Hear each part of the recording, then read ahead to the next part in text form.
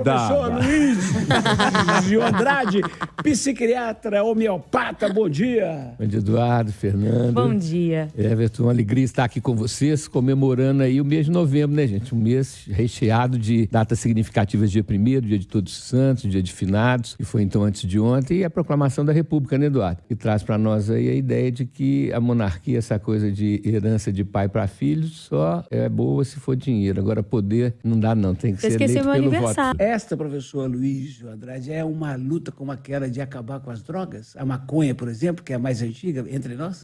Lembrando aos ouvintes internautas, né, Eduardo, que quando é uma minoria, né, a inadequação, o mal feito, né, o debaixo dos panos, realmente eu concordo, não há como exterminar completamente. Mas sendo a minoria, não sendo o que predomina, vá lá, né? A questão da droga é uma questão muito complexa e uma coisa é fato.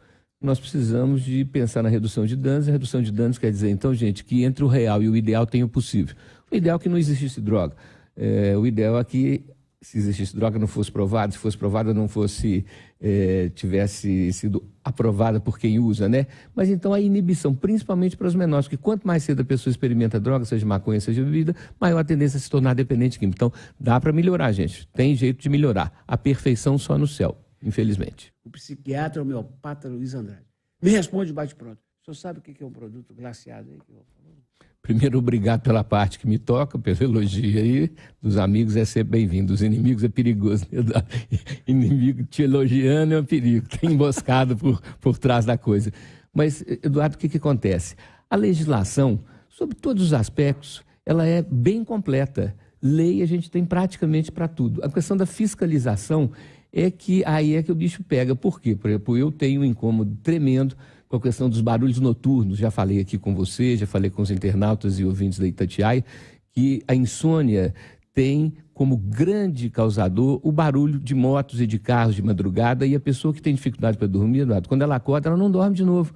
Então, os idosos, as pessoas que estão com doenças, estão com dor. Então, tem legislação? Tem um número de decibéis. Hoje, o celular tem um aplicativo que você encosta e vê quantos decibéis que aquele veículo ou aquela casa noturna está emitindo. Então, o problema é a fiscalização. Por isso, a coletividade, ou seja, a questão do controle social, a gente tem falado muito em controle social, que é o quê? Tem que denunciar, tem que falar, tem que mostrar onde que isso está acontecendo, porque o número de fiscais, Eduardo, é realmente pequeno. Mas essa questão de um lugar, de uma instância que serve para poder fazer a fiscalização, a controladoria, e que vem com essa conversa do por outro lado, no entanto, todavia, contudo, pode ser que, talvez, quem sabe, se será, isso não dá, né? Porque isso aí é blá, blá, blá, isso daí é uma forma de enganar as pessoas e chega no final, você escuta, não entende nada e não conclui nada. E tudo fica como dantes no quartel de Abrantes.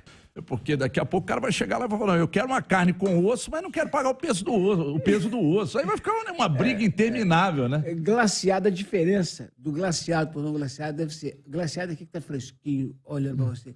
O outro é o sem graça aqui, que já está meio azulado. Eu vou te falar, é difícil. Na teoria, Eduardo, tem a ver com o quê? O glaciado é o gelo por fora, é uma capa de gelo. E o congelado é porque todo o conteúdo dele, né, está duro, né? Então, agora que essa questão de injetar, né, e eles injetam no frango, aconteceu isso muitas vezes, né, injeta água, quando congela fica tudo duro, você não tem como distinguir, você só vai ver quando derrete, né, quando o gelo se transforma em água, mas aí já era, né? Aqui em Belo Horizonte, principalmente, a gente sabe exatamente onde estão as pessoas que vendem peixe. Não é tão simples ir lá e fiscalizar aqueles profissionais, aquele trabalho lá?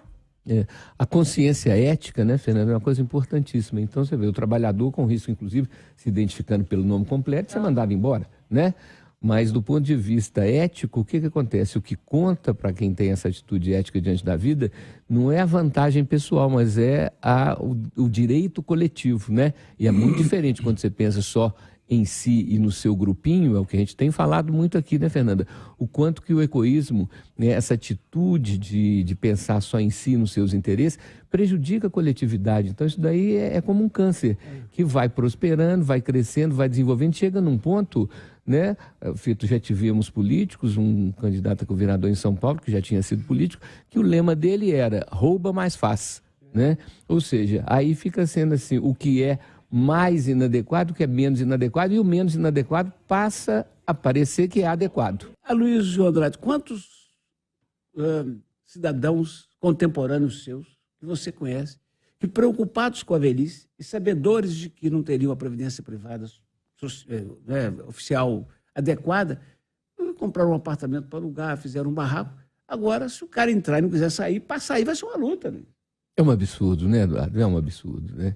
E essa posição de uma justiça que, pela morosidade, pela demora, ela vai dando vantagens, ela vai dando razão a quem não tem razão, né, gente? É uma coisa completamente indignante, né? A gente fica indignado mesmo, porque tem coisas, Eduardo, como certas doenças que são inevitáveis, né? Tem certos acidentes que são inevitáveis, tem certas coisas que a gente não tem controle. Mas a maior parte das situações, elas têm a possibilidade de serem previstas e de serem, obviamente, preventivamente evitadas, né? E essa questão de um morador, né, que aluga um imóvel e depois daqui eu não saio, daqui ninguém me tira, e depreda o imóvel, estraga tudo. Isso daí é uma coisa completamente injusta, Eduardo. Pô, mas eu comi seu pão de queijo um dia desse, não estava tão bom. Ele falou, porque se eu continuasse usando aquele monte de queijo, eu não conseguiria estar no mercado. Como é que nós vamos fazer? Que é isso, gente? Olha, entre o real e o ideal tem o possível, né, Fernanda? Essa questão do respeito ao consumidor é uma coisa que precisa de ser a base de uma empresa, né? Lógico que a empresa tem que ter lucro, gente. Não dá para você trabalhar, produzir, vender e depois não conseguir comprar a nova matéria-prima para fazer o produto novamente. Mas isso tudo, Fernanda, é mensurável. É o que eu falo, difícil na vida é coisa que não tem como medir, né? Você dever um favor e não saber como que a pessoa que te ajudou vai te cobrar depois. Mas o que é mensurável, que tem jeito de medir, isso daí é uma coisa que a gente tem como controlar, né, Fernanda? Então, o desrespeito, voltamos à ideia do egoísmo, que tem o egoísmo pessoal e tem o egoísmo empresarial, né? Aquela empresa que vive de ludibriar, que vive de enganar, que vive de colocar na embalagem uma coisa que não é exatamente o que tem lá dentro, né? Então, esse respeito ao próximo, enquanto não existe uma consciência coletiva disso, tem que ter, então, um sistema de fiscalização e de punição para poder ter uma controladoria, ter uma forma de você inibir. Porque o ser humano, infelizmente, quando ele não é evoluído, quando ele não tem um desenvolvimento humano, quando ele ainda não foi desanimalizado, que ele só pensa nos seus interesses, ele olhou para um lado, não viu alguém policiando, olhou para o outro, não viu alguém policiando, falou assim, deixa eu ver o que eu vou levar daqui. Infelizmente, isso é um instinto animal, não é humano. Mas quantos de nós humanos que não fomos treinados na infância e que vamos a vida inteira pensando só em si mesmo e nos seus interesses? Pois é. O mais provável é que o módulo do foguete, e aí eu não vou dizer o nome dele porque é bem esquisitão, cairá no Oceano Atlântico. Mas, como ele está desgovernado, sem controle, vai que erra lá o caminho e cai no território espanhol. Por isso, eles já tomaram uma medida para tentar minimizar o impacto. Dessa escapamos, doutor Luiz. É hora de testar esses mísseis, né, para destruir asteroides, meteoros ou meteoritos que estão chegando à Terra, né? Hoje a tecnologia é muito interessante, que ela também serve não só para agressão, não só para matar, mas também para salvar, né? Nesse caso aí, eu acho que tinha que bombardear esse foguete enquanto ele estiver ainda no ar. Ou seja, está acabando a farra do furto de fios de cobre, pelo menos em relação aos semáforos. Eu soltei uma frase outro dia que ficou famosa, né? Então vou repetir ela. Aquele que está tentando roubar cobre está levando ferro. Há criatividade entre os ladrões e haja também no serviço público. Então, essas providências, né, Eduardo, quanto mais rápido elas acontecem, mais rápido diminui esse tipo de transgressão, esse tipo de inadequação, né? Por isso que eu falo, não tem solução simples, gente. Tem as escolhas adequadas ou escolhas inteligentes, né? E quando a pessoa tem um conhecimento técnico, né, Eduardo? E por isso que eu penso que as pessoas que ocupam determinados postos de comando, elas têm que ter um conhecimento técnico, não pode ser só uma indicação política, ou por amizade, ou por identidade partidária, tem que ter um conhecimento técnico, porque se cada um desses comandantes, desses coordenadores de área, tiver que reaprender desde o início como é que a roda foi inventada, o mundo fica na mão dos transgressores. Por isso a importância de que a pessoa com conhecimento, uma equipe com conhecimento, vá fazer, então, criativamente, uma neutralização dessa bandalheira, uma neutralização desses roubos que ocorrem em todas as áreas, com uma série de situações que a gente conhece bem. Você pode ganhar no próximo sábado, amanhã, 55 milhões de reais. Você veja, né, Fernando? Não sei se o sujeito fica feliz ou triste, porque com mais um númerozinho, em vez de 300 e poucos mil, pegaria vários milhões, né? Essa é a história do copo pela metade, né? Ô, doutor Luiz, o senhor gosta de jogo e costuma ganhar? Você sabe que até que já joguei sempre em bolão, sabe, Eduardo? Porque aumenta muito a chance. né, para o ouvinte da Itatiaia, o internauta ter noção, quando você joga 6 números para acertar os 6 números da Mega Sena, a chance é 1 em 52 milhões, como se você pegasse um dado, jogasse 52 milhões de vezes, e aí você tem uma chance de ganhar. Então a chance é praticamente zero. Né? Muitas vezes fala assim, ganhou com aposta simples, mas fez inúmeras apostas simples, então isso daí é uma coisa complexa. De qualquer maneira, quando a pessoa joga no bolão, ela vai ter que compartilhar, ter que dividir o prêmio com os outros, mas o aumento de chance é muito grande. Esse jogo que ganhou com 10 números, a chance passa a ser, em vez de 1 em 52 milhões, passa a ser 1 em 520 mil. É pequena, velho? É pequena, mas é muito maior. É 100 vezes maior a chance de ganhar com um jogo de 10 números, só que o jogo é muito caro. Então aí você compra um bolão e participa com uma das cotas, a chance aumenta muito. Vivendo a expectativa do que fazer com a grana? Por isso o ditado de que a esperança é a última que morre, né, gente? Enquanto não deu errado, tá dando certo no nosso sentimento. Então a esperança é um tempero que faz com que a vida tenha uma perspectiva melhor do que a pura e dura realidade, que é muito árida, né? Então, por isso a esperança, a capacidade de acreditar é tão importante. Fernando Pessoa fala, eu tenho citado ele aqui, fala assim, pois o que é tudo, senão o que pensamos de tudo.